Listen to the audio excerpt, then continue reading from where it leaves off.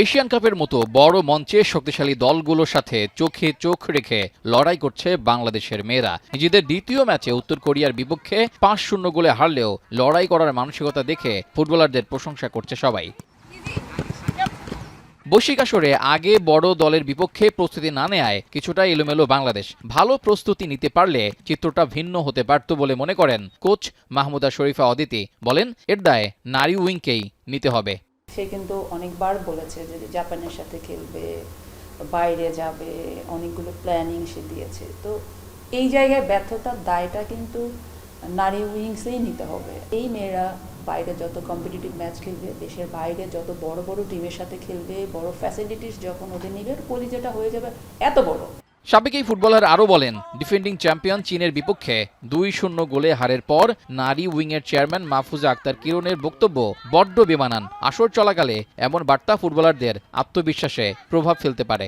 এই টিমটা যে খেলতে গেছে একটা ওয়ার্ল্ড কাপ কোয়ালিফাই করতে, সে প্যারেন্টস যদি তার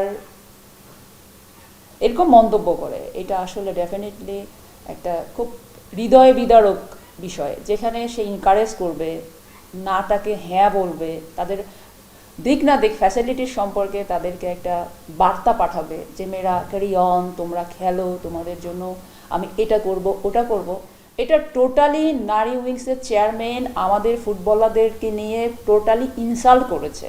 এর মাঝেও আলাদাভাবে বেশ কিছু ফুটবলারের প্রশংসা করলেন অদিতি। জানালেন, বড় দলের বিপক্ষে খেলার ধারাবাহিকতা ও কাঠামোগত সুযোগ সুবিধা পেলে অচিরেই বিশ্ব মঞ্চে নিজেদের ভালোভাবেই প্রমাণ করবেন নারী ফুটবলাররা।